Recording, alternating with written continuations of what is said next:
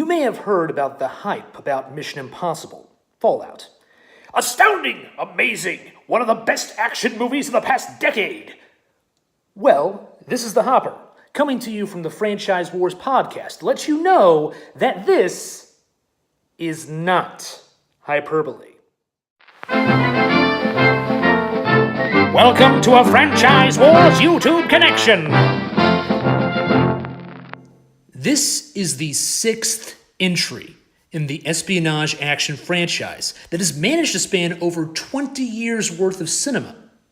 Think about that. Hollywood's entire design philosophy for action movies and intellectual properties has undergone a revolution into today's interconnected series crazy landscape of movies that are just as much ongoing TV-style storylines as they are blockbusters. Probably the biggest reason for this is the simple fact that this Tom Cruise franchise has reinvigorated and redefined the old school way of making action movies. Practical stunts, long take cinematography, and just enough human frailty and desperation to make these action scenes tense and overwhelming. And Fallout sure as hell ain't letting that part of the legacy down. With insanely inventive set pieces, like the well-publicized helicopter sequences and the stratospheric skydive, this film is designed to keep you on the edge of your seat. And boy, howdy does it succeed. The action and adventure is visceral, especially in its complications and fake-outs. There's going to be moments where you will freak out for a second thinking a hero has died, in spite of the fact that genre conventions pretty much dictate that won't happen. That's how good this film's action scenes are, especially in intensity and tension. But fortunately, this isn't just an action set-piece film. This is also a grand ensemble performance for everyone involved. Tom Cruise holds down the line admirably as our stalwart hero, Ethan Hunt. Ving Rhames and Simon Pegg get material they can actually sink their teeth into in this film. Rebecca Ferguson and Sean Harris return from Rogue Nation with just as much charisma as before. Angela Bassett and Alec Baldwin get to butt heads authority figures who radiate willpower. And newcomers to the series, Henry Cavill and Vanessa Kirby, have a blast with their new characters. The film's plot, while perhaps not on par with the very first film in the franchise, is still laser-focused and just tangled enough to maintain some serious mystery for a good chunk of the runtime.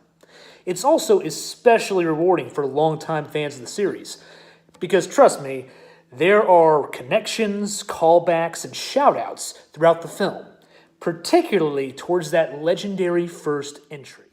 Overall, Mission Impossible Fallout is highly recommended to any serious, discerning action movie fan, and is well worth the praise of being probably the second best film in the entire series. And now, on to some spoilers. First off, for some light fun, let's talk about Vanessa Kirby as White Widow. Yeah, she's the daughter of Max, the arms dealer from the very first Mission Impossible film, played by Vanessa Redgrave. And awesomely enough, Kirby's acting style is highly evocative of Redgrave's performance. And Redgrave's apparently a family friend too, so that's extra fun. The White Widow has that kind of classy but flirty nature that made Max so much fun in the first film, though now with a youthful energy and delight that kind of makes her precocious? Or at least as precocious as an arms dealer can be. The White Widow is also revealed late in the film to in fact be a CIA asset, which actually makes an astounding amount of sense when you realize that the last we saw of Max, she was trying to work out a deal with the original IMF secretary, Kittredge, after the original villain, Phelps, was disposed of. So this film actually kind of gives you a little bit of a clue early on that she's probably more than she seems to be if you just remember what happened to her mother in a previous film. Speaking of Phelps in the very first Mission Impossible film, when Henry Cavill gets to reveal himself to the audience as the villain by surreptitiously handing over an intact phone from the mysterious villain John Lark to the CIA director, when we all know very well that it was broken in their bathroom fight, we get a brief callback to Phelps' disguised motive rant, where Cavill, like John Voight before him, gives an emotional monologue about why the patsy would betray his country. Kittredge in the original film, Hunt in this one, when it is in fact the villain's own motivations he is expounding on to someone he's trying to convince about his side. His evil partner, Solomon Lane, also kind of carries on from his previous portrayal in Rogue Nation as being more of an evil counterpart to the IMF secretary than Hunt himself, with his loyal apostles carrying out a convoluted rescue operation in coordination with Cavill's John Lark. This allows Sean Harris to act just as creepy and unsettling as before, though we do get a nice change-up in his relationship with Cavill's Lark. While Lark is genuinely fanatical about using stolen plutonium to try and force the world to band together through great suffering, Lane, as it turns out, really just wants to hurt Ethan Hunt as much as possible. Having one villain be an irrational fanatic and the other be horrifically petty leads to some of the film's best humor, as Lark simply doesn't have time for Lane's convoluted revenge scheme and is really frustrated by how he has to keep leaving Hunt alive for Lane's help. On a somewhat more romantic note, the film does bring back Michelle Monaghan as Julia, Ethan Hunt's wife from the previous films, so they can kind of address the fact that Ethan and Ilsa most definitely have some kind of connection and chemistry going on, and actually handles it pretty well, by establishing fairly early on into the reveal about Julia that she is in fact kind of de facto divorced from Ethan, and that she and he have parted ways amicably. They kind of leave the door open to have Ilsa and Ethan maybe become love interests to each other later on, without making the entire film some boring, stupid treatise on the entire thing. Finally, let's wrap this up talking about the series' preferred method of surprising the audience, the Latex Masks.